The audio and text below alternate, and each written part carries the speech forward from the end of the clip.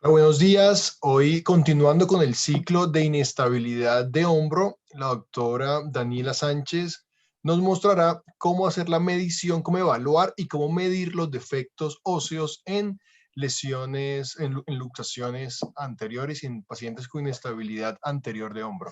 Así que, doctora Daniela, por favor, continúe. Bueno, buenos días. Entonces, la charla de hoy se llama Defectos óseos en estabilidad de hombro, exactamente cómo se miden. Para la charla me planteé los siguientes objetivos: hablar de qué es la lesión del Bankart óseo, cuál es la lesión de Hill-Sachs, cuáles son las lesiones bipolares en el contexto de una inestabilidad anteroinferior del hombro, sobre todo y específicamente qué medidas existen y cómo se miden. Un poco de generalidades: la inestabilidad anteroinferior, las lesiones de Bankart óseo van a estar implicadas en el 50% de los pacientes con inestabilidad anteroinferior del hombro, y entre un 65 y 93% de los pacientes con inestabilidad de hombro van a presentar lesiones de Hill-Sachs, y el 81% de ellos lesiones bipolares. Aquí en esta imagen les muestro cómo los arcos, o sea, los defectos glenoideos van a afectar sobre todo la inestabilidad en los arcos de movimiento que son intermedios. Esto se da porque la cápsula articular no está tensa hacia anterior y va a permitir que, digamos, la cabeza humeral balotee hacia adelante y atrás, que generando pues la inestabilidad cuando tenemos defectos, sobre todo en las glenoides. Sin embargo, cuando tenemos los arcos de movilidad más extremos, la principal inestabilidad va a estar dada por las lesiones en la cabeza humeral. En cuanto a las lesiones de la cabeza humeral, las llamamos las lesiones de Hill-Sachs, que son definidas como una fractura por compresión en el aspecto posterolateral de la cabeza humeral. Y ya empezamos a hablar sobre cómo vamos a medir estas lesiones en el momento en que los diagnostiquemos.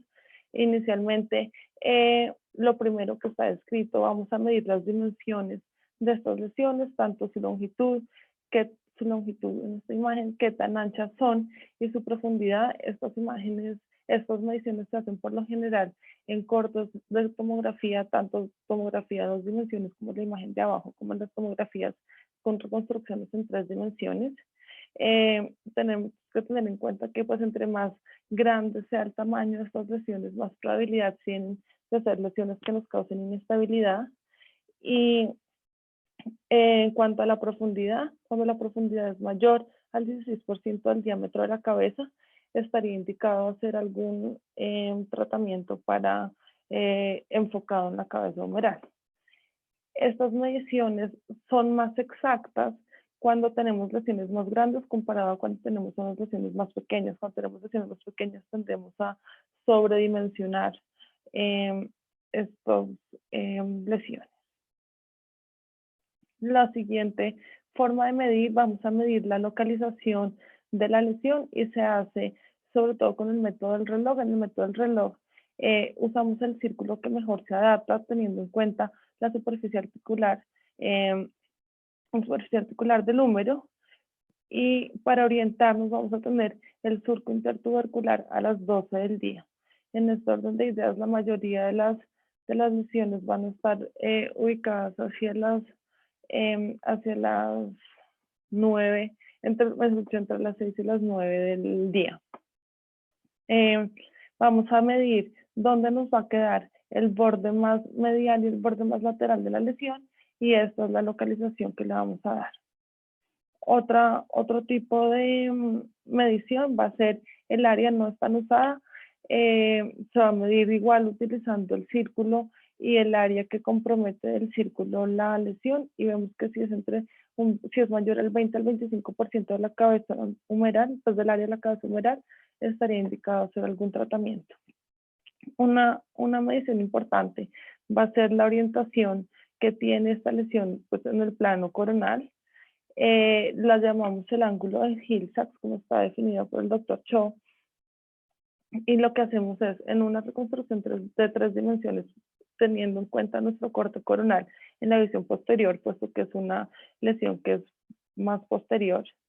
Vamos a medir el eje longitudinal de la diáfisis y el ángulo que genera como la parte más profunda de la lesión, una tangencial a la parte más profunda de la lesión con respecto al eje longitudinal de la diáfisis. En esto vemos que las lesiones que son más horizontales, o sea, que tienden a tener un ángulo de Hill-Sachs mayor, van a ser lesiones que se asocian con más inestabilidad, puesto que casi que se medializa esta lesión, como vamos a ver más adelante. Otra medición importante va a ser el intervalo de Hill-Sachs. El intervalo de Hill-Sachs se va a medir dependiendo, utilizando la medida, digamos, el ancho de la lesión de Hill-Sachs que vemos aquí en esta imagen, donde les estoy resaltando yo, viene desde este borde rojo más medial de la lesión y el borde más lateral, y se le suma esta porción aquí, que es la porción de un puente óseo que va a separar la inserción del manguito rotador con el borde más medial de la lesión de Hill-Sachs. Entonces, el intervalo de Hill-Sachs va a ser todo este ancho, que va a ser aquí representado por esta segunda flecha, y se llama el intervalo de Hill-Sachs.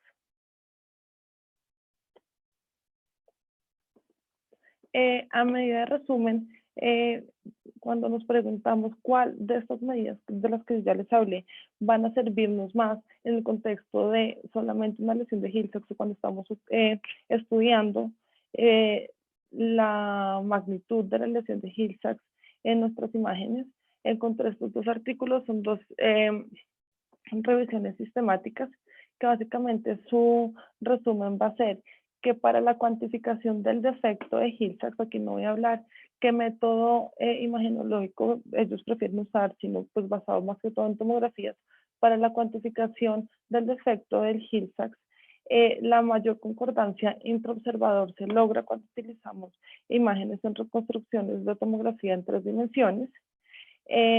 Los valores de concordancia, tanto intra como intraobservador, van a ser mayores en el momento en el que estamos haciendo estas medidas de dimensiones del defecto, tanto en longitud, en ancho y profundidad. Acordarnos que el tamaño y la orientación de las lesiones es importante estudiarlos, es importante tenerlas en cuenta, porque nos van a hablar de que sean lesiones enganchantes y lesiones que nos van a predisponer a una inestabilidad, y no existe un consenso sobre cuál de estas mediciones aisladas va a ser mejor. Ya hablando sobre los defectos puntuales en las glenoides, en este estudio en el 2001 se publicó un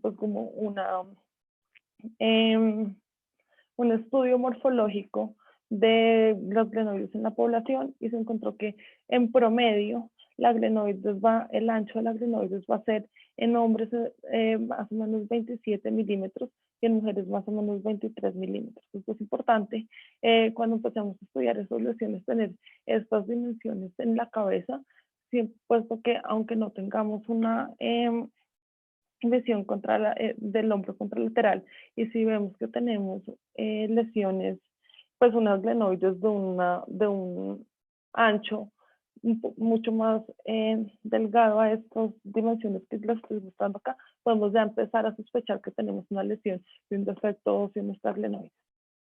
El defecto óseo se llama el Bankart óseo y va a ser el defecto en la parte antero inferior de la glenoides dado por la inestabilidad.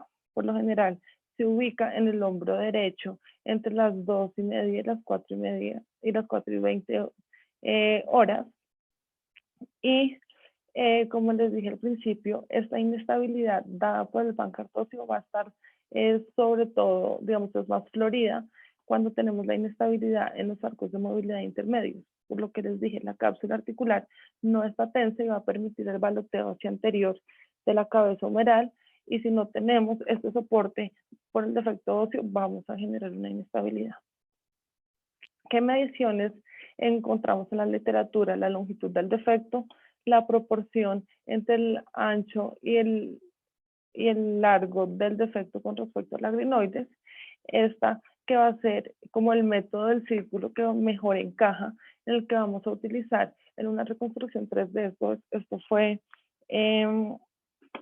publicado por el doctor Sugaya. Lo que hacen es, en una reconstrucción 3D, en una visión en fase del adenoides, que es básicamente ver la superficie articular de frente, lo que se va a hacer es crear el círculo con el diámetro que mejor encaje, teniendo en cuenta la porción inferior del adenoides, y vamos a medir bien sea el porcentaje del área del defecto, como en la imagen A, como el porcentaje del ancho del defecto, que es básicamente la diferencia entre estas dos mediciones.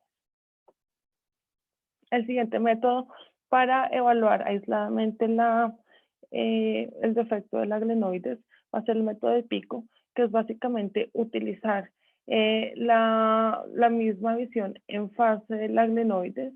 Sobre todo esto se puede usar en cortes de reconstrucción en 2 dimensiones, y se basa en usar el adenoides contralateral, y lo que hace es mirar la diferencia también en el área del defecto, utilizando el círculo A como el círculo que mejor me encaja en la adenoide sana.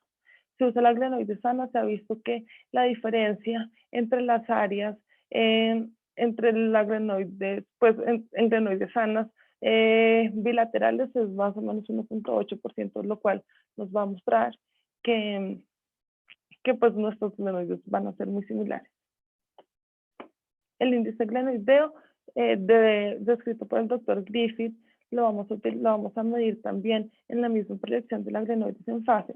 Esto se hace en cortes de tomografía en 2 dimensiones, y lo que vamos a hacer es básicamente medir el diámetro de la glenoides afectada, que en este caso es este que vemos aquí, que la glenoides está pues, un poco irregular en su borde anterior inferior, sobre el diámetro de la adenoide sana, y vamos a sacar el porcentaje comparando estos dos diámetros. El índice de Gerber, otra medida para mirar qué tan largo sobre todo va a ser nuestra lesión. Lo que vamos a hacer es dividir la longitud del defecto sobre el diámetro mayor, que va a ser el diámetro del círculo que mejor nos va a encajar en esta porción inferior de la adenoide. El ratio de Barchelon nos va a comparar cuál es como los distintos diámetros de la lesión.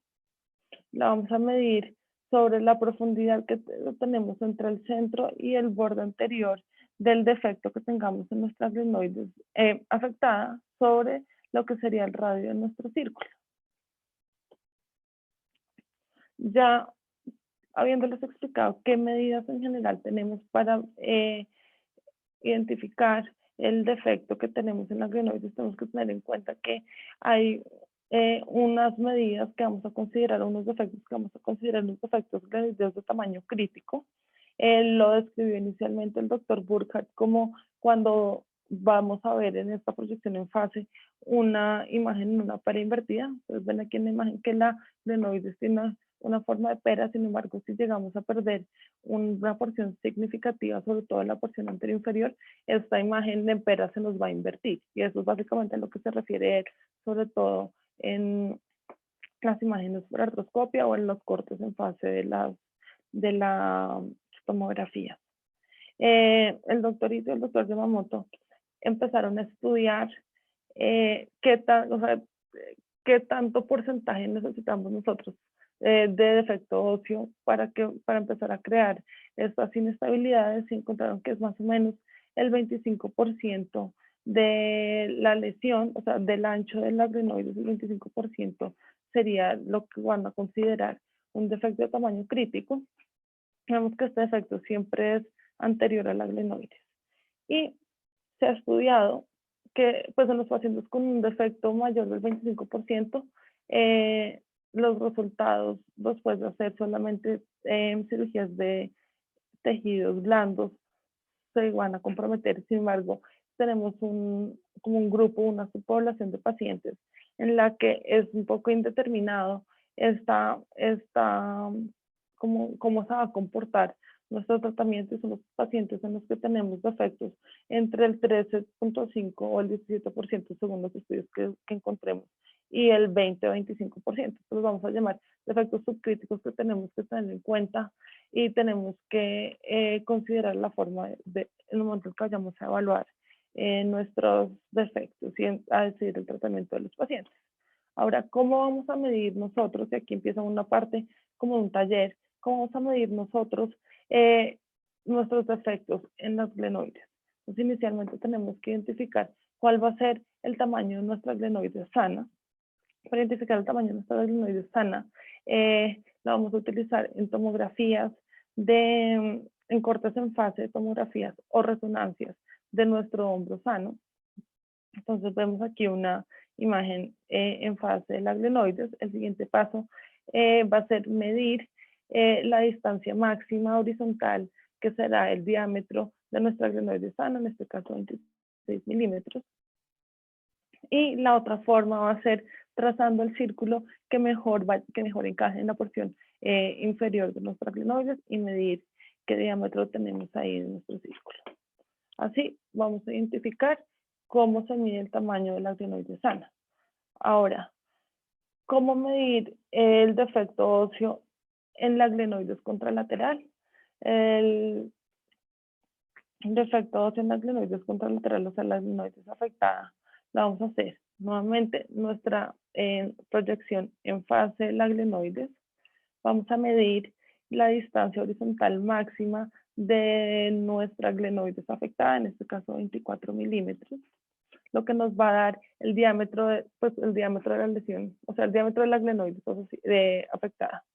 Y tenemos ya previamente medido nuestro diámetro de la glenoide sana, de tal forma que nuestro defecto óseo va a ser el diámetro de la glenoide sana, que ya vimos que era 26 milímetros, menos el diámetro de la glenoides afectada, que nos va a dar un defecto de 2 milímetros. La otra forma en la que podemos medir nuestro defecto glenoideo, y esto lo hacemos si no contamos con tomografías o imágenes del hombro que está sano, o si los dos hombros están afectados, podemos medir el defecto óseo en nuestra glenoides afectada únicamente. ¿Cómo vamos a hacer esto? Nuevamente, la proyección en fase de la glenoides. Vamos a sobreponer, aquí está en rojo, el círculo que mejor encaje sobre la porción inferior de la glenoides.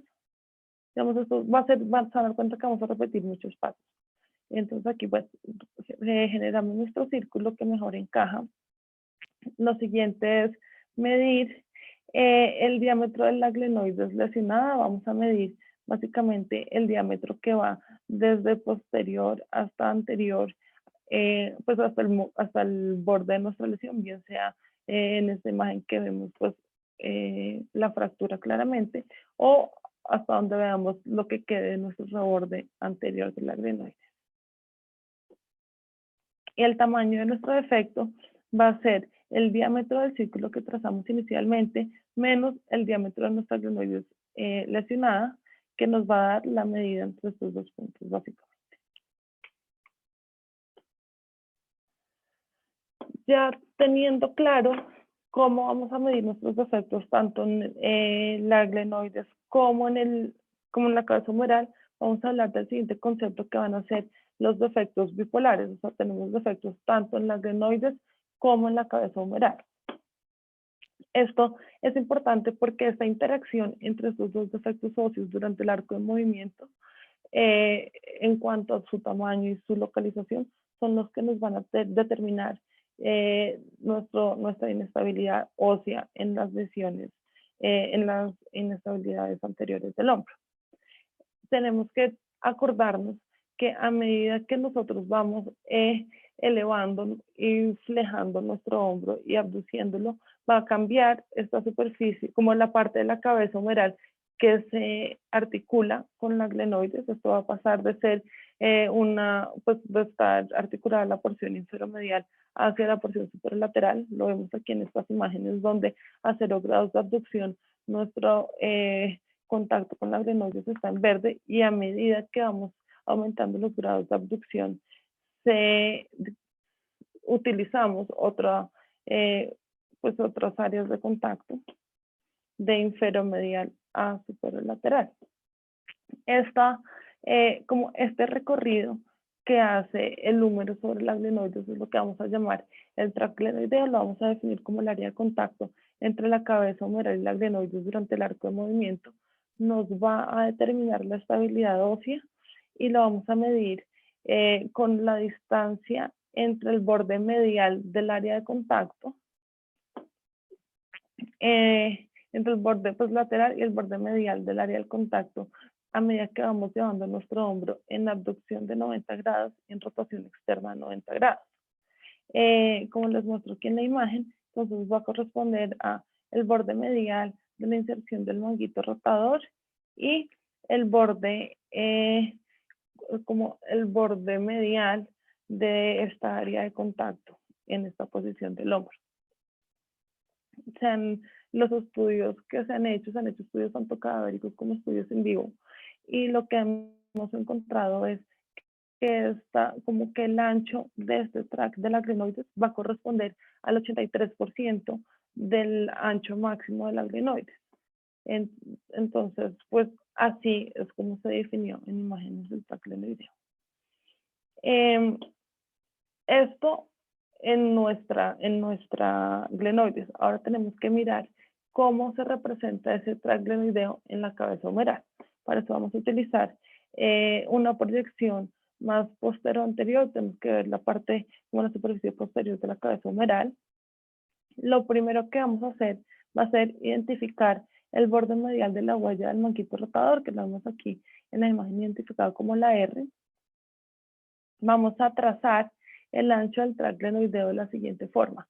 Ya hemos calculado previamente en nuestra glenoides el diámetro de la glenoides sana, y lo que vamos a hacer es calcular el diámetro de la glenoides, pues como pintar el ancho de la glenoides sana por el 83%. Eso nos va a dar una medida que vamos a trasladar a nuestra cabeza humeral, usando nuestro punto referencial, la inserción del manguito rotador, y hacia medial, lo que nos va a dar este punto G, que nos muestra que este es nuestro ancho de nuestro tract glenoideo. Lo siguiente que vamos a hacer es evaluar la posición que tenemos de nuestra lesión de Hill-Sachs aquí en rojo con respecto al tract glenoideo. Cuando estudiamos esta posición, vamos a ver que vamos a encontrar entonces lesiones que nos quedan dentro del tract o lesiones que nos quedan, que se extienden por fuera del tract. Eso es lo que les voy a hablar ahorita en estos siguientes diapositivas. En cuanto a las lesiones que tenemos dentro del tract, entonces son las lesiones que se van a quedar dentro de la pista glenoidea a medida que llevamos a nuestro húmero a abducción y rotación externa.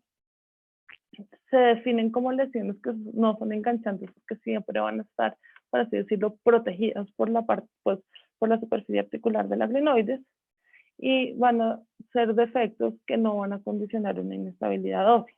Lo vemos aquí en la imagen, nuestra lesión de Hill-Sachs aquí mostrada, pues el diámetro en rojo, y nuestro tract glenoideo. Vemos que la lesión de Hill-Sachs todavía se contiene dentro del tract glenoideo y no genera una inestabilidad en el hombro.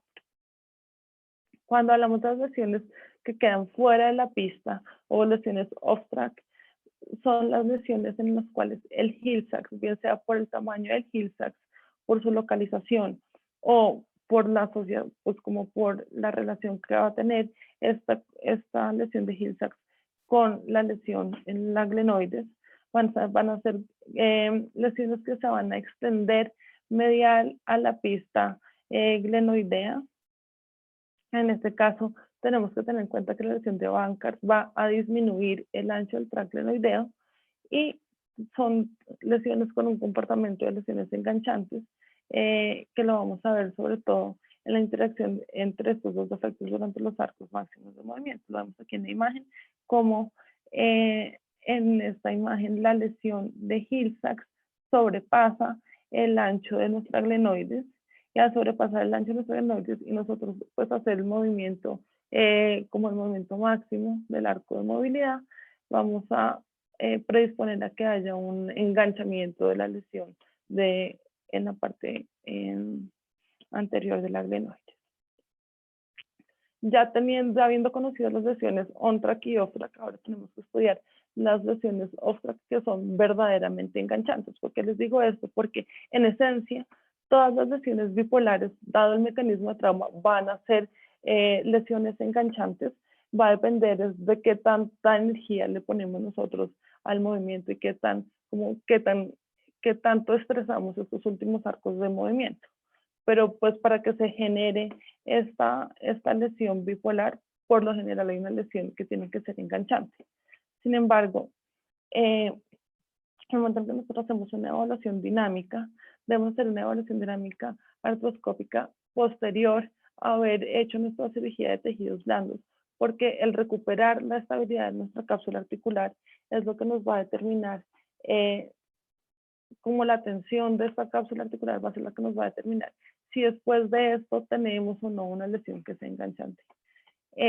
Sin embargo, estresar a veces en cirugía tanto nuestra reparación puede predisponer a que esto se dañe. Entonces el punto es como lo que se preguntan los autores es, bueno, tengo lesiones enganchantes por naturaleza, pero no puedo esperarme hasta la cirugía para determinar si son lesiones enganchantes o no en cuanto a mi planeamiento quirúrgico. Entonces lo siguiente es estudiar, ellos lo que hicieron fue buscar una forma de estudiar prequirúrgicamente qué lesiones tienen el potencial de ser lesiones verdaderamente enganchables. Y es aquí donde es importante este concepto de las lesiones on-track y off-track. Las lesiones off-track verdaderamente enganchantes, ya lo venimos hablando, son lesiones que se van a extender medial al tract glenoideo, y por eso es tan importante hacer todas estas medidas en este procedimiento prequirúrgico. Las lesiones off-track verdaderamente enganchantes tienen una prevalencia alrededor del 7%. Aquí les voy a mostrar paso a paso cómo vamos a medir, ahora sí, ya con imágenes, con ejemplos de defectos óseos, nuestras lesiones utilizando este método del track óseo. Lo primero que vamos a hacer es en la glenoides lesionada medir cuál va a ser el ancho de del defecto y de nuestras glenoides. Entonces, si vamos a utilizar solamente la glenoides lesionada, lo que vamos a hacer inicialmente es lograr pintar este círculo que mejor encaja en la porción inferior. Lo vemos aquí en verde. Esto nos va a determinar el diámetro de nuestra glenoides. Ahora lo siguiente va a ser identificar cuál es el tamaño de nuestro defecto glenoideo. Lo vemos aquí representado por la D. Lo que vamos a hacer fue lo que les expliqué igual anteriormente. Vamos a medir el diámetro del círculo y le vamos a restar este diámetro digamos, de la porción más anterior de nuestras glenoides ya con el defecto, y esas dos mediciones restadas nos van a dar el defecto, como el tamaño de nuestro defecto, o sea, nuestro tamaño D. Una vez tenemos nuestra glenoides, nuestro tamaño, o sea, nuestro diámetro de la glenoides, el círculo verde que les mostré primero, vamos a sacar el 83% de ese diámetro inicial de las glenoides, y a eso le vamos a restar el valor del defecto que nos dio, de tal forma que vamos a poder pintar el tamaño real de nuestro tract glenoideo como en lo que nos queda de la glenoides posterior al defecto. Una vez tenemos identificado esto, vamos a tomarlo aquí como esta medición, 83% menos D. Vamos a trasladar ese 83% menos D a nuestra cabeza humeral. ¿Cómo lo vamos a hacer? Primero vamos a pintar el borde, pues a identificar cuál es el borde medial de la inserción del manguito rotador. Lo vemos aquí señalado por la flecha. El siguiente paso va a ser trasladar esta distancia 83 menos D desde nuestro punto R hacia medial, y vamos a trazar nuestro límite más medial del tracto glenoideo en este paciente ya con una lesión. Nos da esta línea G1, o sea, nuestro tracto glenoideo de la glenoides lesionada va a ser desde R hasta G1. Y lo siguiente va a ser evaluar la posición de la lesión de Hill-Sachs con respecto a nuestro tracto glenoideo.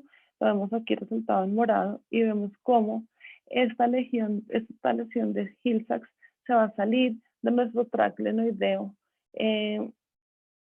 medido, lo cual nos va a condicionar una lesión off-track. Otra forma de medirlo, aquí lo tengo medido en una resonancia. En este caso vamos a utilizar ya un número para que sea un poco más claro. Lo primero que vamos a hacer es nuevamente pintar el círculo que mejor encaja. Vamos a medir el diámetro de este círculo, nos va a dar el diámetro de nuestra glenoide sana, que en este caso es 28.5 milímetros.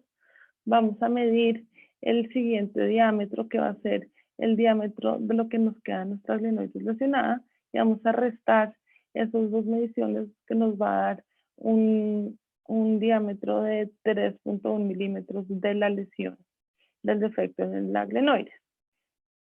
Lo siguiente va a ser buscar las dimensiones de nuestro tracto glenoideo de nuestra glenoides lesionada, que lo vamos a hacer con el 83% del diámetro inicial, o sea, el 83% de esta medida 28.5 milímetros, y le vamos a restar lo que ya medimos de nuestro defecto glenoideo. En este caso, entonces tenemos 83% por 28.5 menos la lesión que medimos de nuestro defecto óseo en las glenoides, y nos da un tracto glenoideo de 20.5 milímetros. Este tracto glenoideo de 20.5 milímetros lo vamos a trasladar a nuestro húmero. Aquí les muestro cómo podemos utilizar un corte axial de resonancia. Utilizamos la resonancia a veces porque los pacientes de por sí, cuando los estamos estudiando, por lo general ya tienen una imagen de resonancia, y en la resonancia podemos ver un poco más claro dónde es la inserción del manguito rotador y tener una medida un poco más exacta con respecto a la posición de la inserción del manguito rotador. Entonces nos vamos a nuestro húmero proximal y medimos la dimensión, la longitud de nuestra legión de Hill-Sachs. En este corte nos da una longitud de 15.8 milímetros. Y si se acuerdan del índice de Hill-Sachs, que va a ser estos 15.8 milímetros sumados al puente óseo, que va a ser esa porción de hueso intacto que está entre la inserción del manguito y el borde más lateral de nuestra lesión de Hill-Sachs, vamos a ver que nuestro intervalo de Hill-Sachs va a medir 15.8, que es lo que nos midió la longitud del defecto más la longitud del puente óseo, que puede ser alrededor de 5 o 6 milímetros. Si tenemos esta medida en cuenta, vamos a ver que 15.5 más 5 milímetros de nuestro puente óseo nos va a llevar casi a una lesión que va a ser una lesión off-track. Si nuestro intervalo de Hill-Sachs es mayor a lo que medimos de nuestro tract óseo, vamos a tener lesiones off-track. Sin embargo, si nuestro intervalo de Hill-Sachs es menor a lo que medimos nosotros de nuestro tract glenoideo, vamos a tener lesiones que son on-track. Ahí les mostré ya dos formas diferentes en las cuales podemos estudiar de forma prequirúrgica las lesiones de Hill-Sachs en nuestros pacientes, las lesiones bipolares en nuestros pacientes. No sé si hasta ahí tienen alguna pregunta. Si no hay preguntas, ya en cuanto a conclusiones Están de con la el charla. micrófono silenciado todos, entonces si hay preguntas y no pueden abrir el micrófono, por favor levanten la mano. Ya como conclusiones de la charla, entonces las conclusiones más grandes van a ser que tenemos defectos óseos en la glenoides y en la cabeza humeral que nos van a condicionar una inestabilidad glenohumeral. Vemos que la prevalencia de estos defectos óseos en pacientes con inestabilidades anteriores es más del 50%. Pero lo importante aquí va a ser ¿Cómo va a ser la interacción de estos defectos bipolares con el hombro en una posición de 90 grados de rotación externa y 90 grados de abducción? ¿Cómo se van a comportar estas dos lesiones con respecto a la inestabilidad? Las lesiones on-track son lesiones inherentemente estables. Las lesiones off-track son lesiones inestables, son lesiones en las que pues, vamos a empezar a pensar. Tenemos un Bankart que un Bankart muy grande nos va a disminuir pues, de una forma proporcional el ancho de la pista glenoidea. La lesión de Hill-Sachs, vamos a tener que estudiar su posición respecto a la pista glenoidea, su orientación y su tamaño. Y con esto identificar cuáles son las lesiones que son verdaderamente enganchantes. ¿Todo esto por qué? Porque el conocer cuáles van a ser nuestras lesiones enganchantes y las lesiones no enganchantes, nuestras lesiones off-track, podemos empezar a plantearnos nosotros nuestros esquemas de tratamiento. Y en cuanto a las lesiones off-track, vamos a tener como 3 categorías de pacientes, que los muestro aquí en esta imagen. En esta imagen tenemos las 3 categorías de los pacientes con respecto a cómo será la lesión de Hill-Sachs y cómo será el defecto en la glenoides. Entonces, los pacientes, como en la primera casilla, vamos a ver que son pacientes en los que tenemos una lesión de Hill-Sachs que es mayor, bien sea porque es más grande, porque su orientación es un poco más medial, y esta inestabilidad va a estar dada más por la porción Hill-Sachs versus la porción, pues, como versus el componente de Bankart en el defecto. Y son pacientes en los que por lo general ese Hill-Sachs va a estar medial al tracto glenoideo, y tenemos que pensar en unas reparaciones de Bankart más o menos un rampisage dependiendo de nuestro paciente. En el otro extremo, como en el grupo 3 de los pacientes, vamos a encontrar lo contrario. Vamos a encontrar pacientes en quienes como la contribución del defecto de la parte de la glenoides es mayor que la contribución de la lesión de Hill-Sachs. En estos casos, estos pacientes se van a beneficiar pues, de una reparación de Bankart más un procedimiento de hueso, digámoslo así, bien sea una tardial versus un injerto óseo. Y tenemos como esta área gris que ven que es un poco más grande, que nos va a involucrar pacientes en los que no es clara como la proporción de la lesión contribuida por las glenoides y la lesión contribuida por el Hill-Sachs. Tenemos como un 50-50%. Van a caer aquí dentro de este grupo los pacientes con defectos subcríticos. Va a ser muy importante la posición en tamaño de la lesión de Hill-Sachs, por eso debemos conocer las medidas previamente. Va a ser aquí muy importante todo este concepto de las lesiones enganchantes, y son estos pacientes en los que, dependiendo de los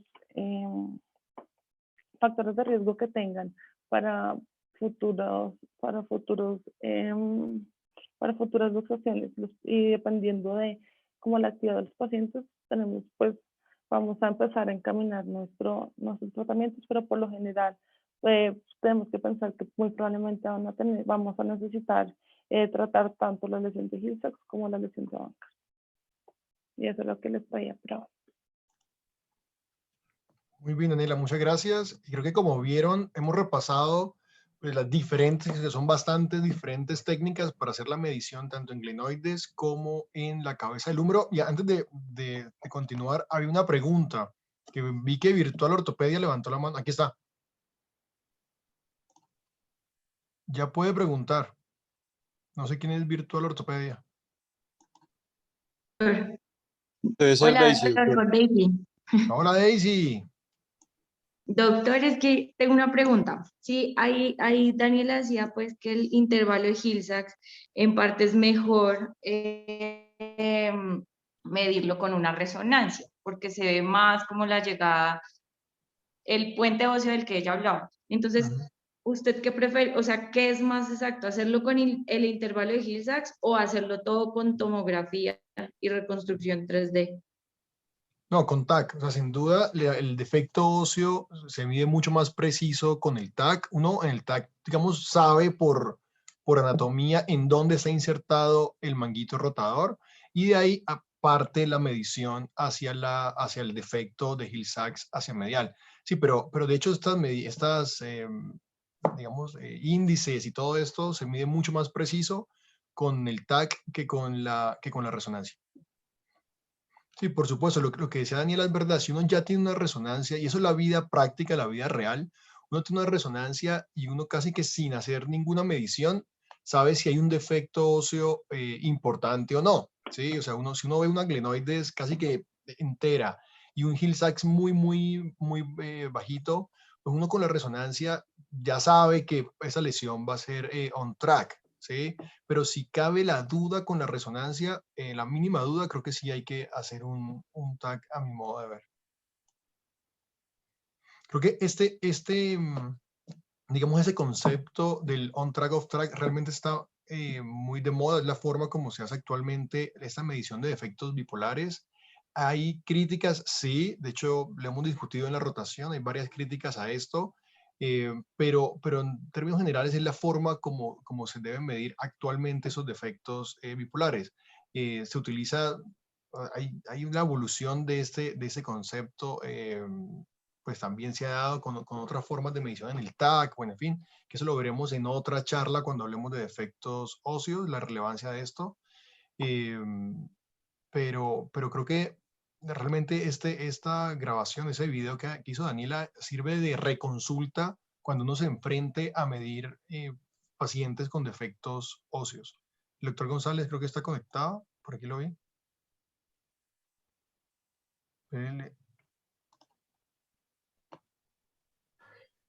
Sí, Guido, aquí estoy. Ah, listo, doctor. No, muy bien. Solo agregar que prácticamente todos los defectos son bipolares y por lo tanto es fundamental ese concepto de on-track, off-track, porque es la sumatoria de los dos defectos lo que le debe a uno definir la conducta. Y no olvidar pues que aparte de la definición puramente matemática de los defectos, pues el otro componente gigantesco para tomar decisiones son los factores de riesgo del paciente. Van juntas las dos cosas, medición de defectos en forma matemática, lo más preciso que se pueda, y determinación de la edad del paciente, si es hombre o mujer, si es deportista de contacto, si tiene hiperlaxitud. Esa sumatoria de esos dos aspectos, factores de riesgo y defectos óseos, son los que en últimas ayudan a definir la conducta. Y una palabra más sobre la forma en que al menos nosotros hacemos la medición. Siempre comenzamos por la glenoides, porque si uno mide en la glenoides un defecto que tiene 25% o más, pues ahí ya no hay duda de la conducta, uno de una vez considera un Latarjet. Si tiene defectos subcríticos en la glenoides, es decir, entre el 13 y el 25%, pues tiene ahí todo un espectro de decisión, incluyendo la cirugía abierta. Y solamente en aquellos pacientes que tienen menos de 13% de defecto glenoideo es que está uno más tranquilo con la técnica artroscópica.